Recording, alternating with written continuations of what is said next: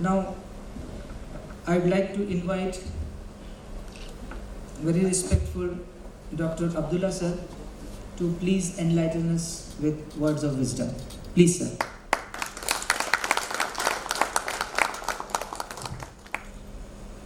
𝗟𝗶𝗸𝗲. CEO and President of Time2Grow India, and all other respected dignitaries, principals, directors, and everyone present here. Very good morning and assalamu alaikum. First of all, sorry for having a different kind of voice, because last night when I was traveling from Mumbai to Nagpur, the flight was so cold. So that really changed my voice. This is not my real voice. I hope you bear with me. First of all, it gives me a great pleasure participating in this important event. By seeing this many educators, that gives me a great pleasure.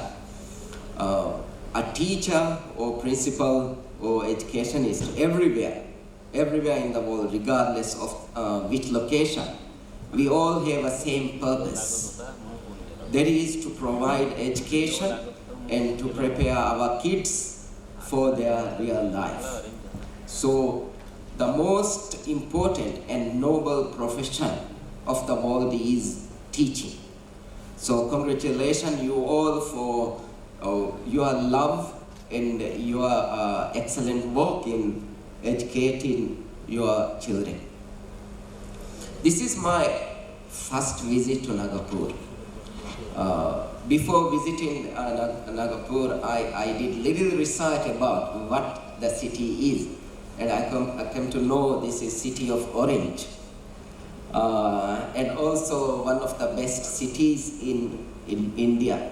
So it's a pleasure to visit Nagpur. Today's conference is very important conference. We have seen that appreciating educators, recognizing educators, encouraging educators, and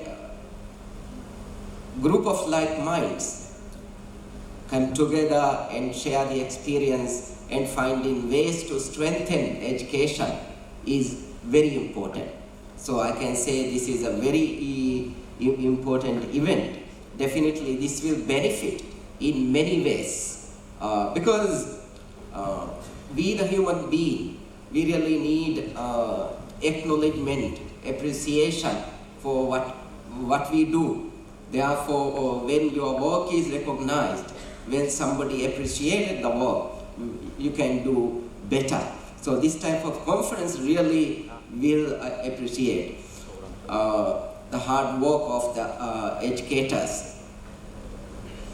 I just want to highlight something I feel important, educating students in 21st century. 21st century skill is known the buzzword everywhere, because the world is changing from different eras. At first, when it was the Stone Age, the countries which prospered are the countries which were able to utilize the stone's maximum. And there comes the Iron Age. It was the same. Which countries who were able to utilize irons to make tools and equipment, they were the richer and developed. And then thereafter, agriculture was considered means of getting rich or developed. After the Industrial Revolution, the demand of labor market is changing. And we all know that with the transformation of the world economy from production-based economy to knowledge-based economy, now the demand for the skills and knowledge is different. And as 21st century is considered the era of ICT, information and communication technology, and knowledge economy, how we prepare the students are very different. Therefore, to provide a bright future for our kids, the most important thing is to equip them with 21st century skills. I know that you all know what are 21st century skills. 21st century skills broadly divided into 3 categories. One is learning skills, second one is life skills, third one is literacy skills. Out of this, I just want to briefly point out the learning skills. Learning skills are known as 4 C's, most of the scholars: communication, collaboration, creativity, and critical thinking. Out of this, I just want to highlight 1 C, that is creativity and innovation. If we look at the developed countries, why they are developed and other countries are developing or underdeveloped. A recent research shows that in developed countries, people spend time on creativity and innovation, doing research and integrating knowledge in producing goods and services. Whereas in developing countries or underdeveloped countries, people spend time on routine work done by either machine or people. So this is one difference. Therefore, creativity and innovations are very important.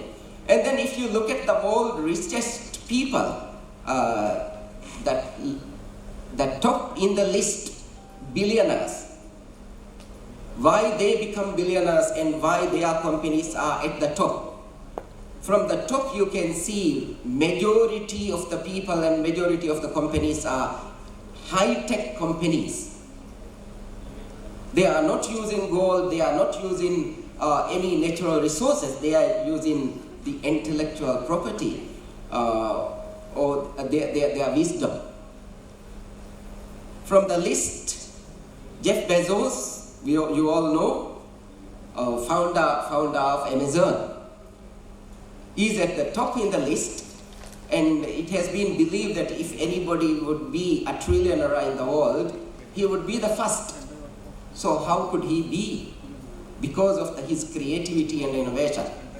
And also Elon Musk, I'm sure you all know Elon Musk, the founder of Tesla from USA. And then Bill Gates is always at the top. Why? Why not other companies? We can see he maintains creativity and innovation. Office 2007, 8, 9, 10, 11, 12, 13, always adding innovation. And then the companies which are not able to maintain this. One example, let me give you. Nokia phone. Early 2000, the most popular and most expensive phones were Nokia phones. Now where is Nokia? So lagging behind. So this shows importance of creativity and innovation. And also from this list, even some more examples. Just recently, Facebook started. Now Mark Zuckerberg is a billionaire. He's in the top 10. And also Google, not very old. And Larry Page, founder of Google, is also in the top list. And Tim Cook from Apple company. So all these are the real life examples. How could companies, how could individuals, how could countries would be successful in 21st century? And one more thing I want to highlight, this is something very impressive for me. The topmost companies in USA, some of Indian origin CEOs are holding very high posts in these companies. I think this is good to research. If I want to specifically give names,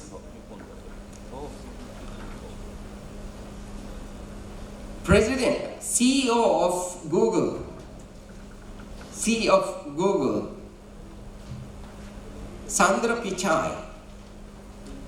he is Indian origin. Google CEO 𝗟𝗶𝗸𝗲, and Microsoft CEO Satya Nadella, and also CEO of Twitter, CEO of IBM, CEO of Adobe, All these are also from Indian origins. And 7 CEOs from these giant companies, their 2020 salary is equal like 40 countries' GDP. So why not we do a research from where 𝗟𝗶𝗸𝗲 started his primary school, secondary school, higher secondary, his degrees, and then his career. Because these are life examples rather than following any particular theory. So this type of things, if we select these 7 people and then do a study, how could they be successful? So I am not going to take much time. I just want to highlight these points, but just want to tell you all, we should give importance in creativity in our teaching learning. Our lessons should not be same every day, because students are living in a creative and innovative world. So they are expecting creativity from in the classroom, and also provide them opportunity to do the creative things. Then they will be creative thinkers, critical thinkers, creative entrepreneurs. They will be successful. So I really like to convey my love and appreciation to you all for organizing this important event, and thank you for inviting me, and it gives really a pleasure to participate in this important event. I really like to give a token of appreciation to the CEO, Mamit, a special Maldives gift in appreciation. Could you please send somebody to take that gift from that box bag? Yeah.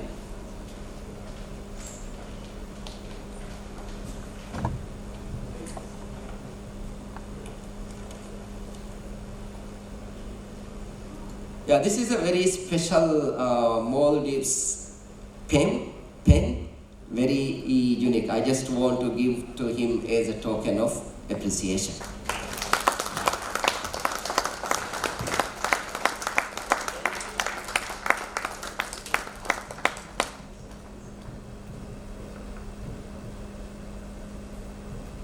So with that, I conclude my remarks.